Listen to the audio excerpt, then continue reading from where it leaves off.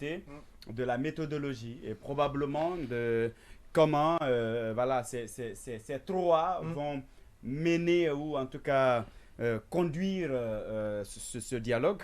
Et donc, alors, ce oui, qui est, puisque la priorité est donnée au direct en pareil cas, une des deux facilitatrices est déjà en ligne, en la personne de Madame Makale Traoré. Qu'est-ce qui s'est passé entre elle et le Premier ministre, chef du gouvernement, qui est le patron donc, du dialogue? Nous allons la faire réagir.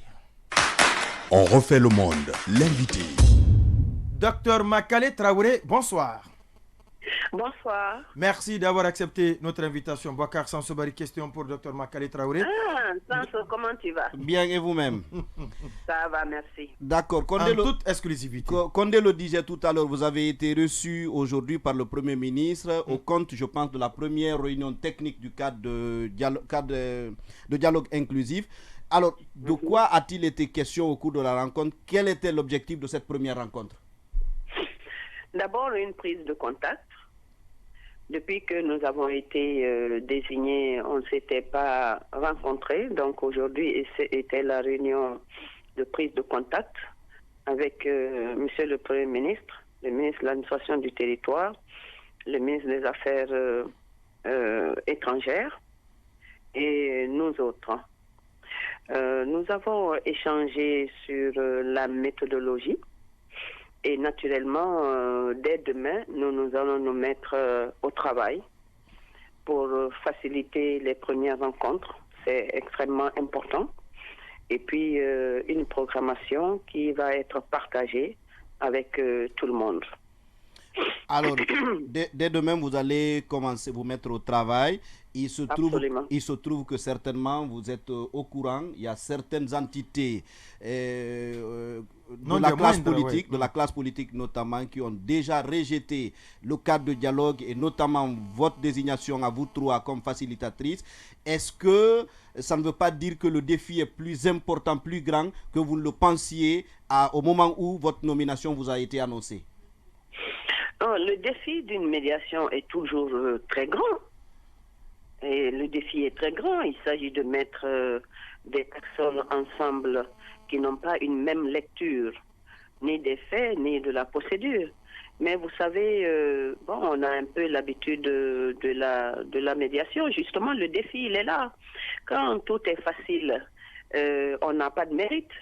C'est quand les choses sont difficiles et qu'on arrive à les dénouer sans seulement que l'on a du mérite. Par rapport à ma personne, je pense que ni l'expertise ni la compétence ne peut être mise en cause.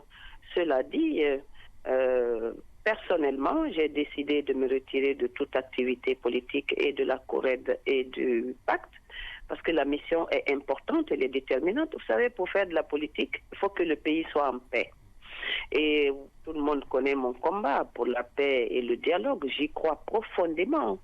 Et m'impliquer à cela pour permettre demain que les fils et les filles de ce pays puissent s'accorder sur un minimum pour avancer dans l'intérêt du pays, c'est un challenge qui m'intéresse.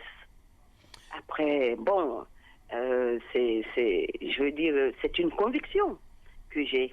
Et je pense que la recherche de la paix et le dialogue entre nous, Guinéens, passe avant toute autre activité. Donc, je n'ai même pas réfléchi par deux fois pour prendre cet axe par rapport à moi-même. D'abord, pour me libérer complètement.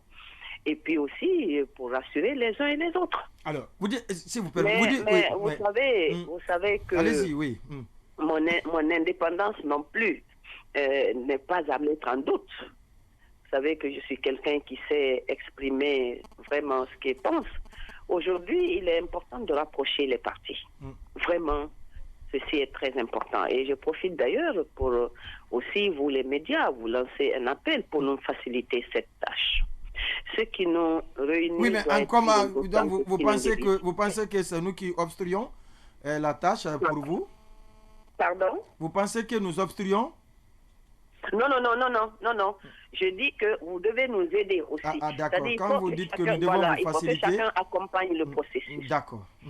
Voilà, c'est cela. Alors, vous dites que vous annoncez votre retrait du parti. Est-ce que c'est une décision unilatérale ou vous avez concerté, vous avez fait une concertation au niveau de votre formation politique avant que la décision ne soit prise?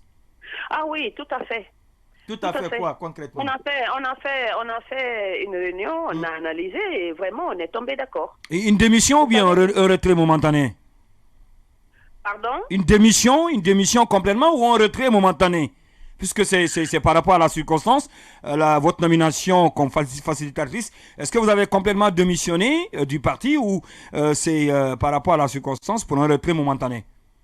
En tout cas, pour le moment, toute activité politique, vraiment, je m'en retire complètement.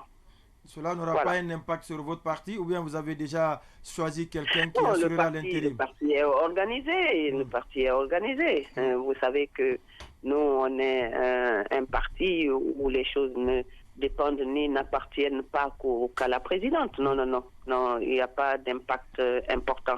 Mais de toute façon, c'est entendu que ceci était important parce que pour moi, réunir les Guinéens et passer avant tout le reste. Vraiment. D'accord, oui. Alors, j'espère simplement que ce challenge, ce défi, on va le relever.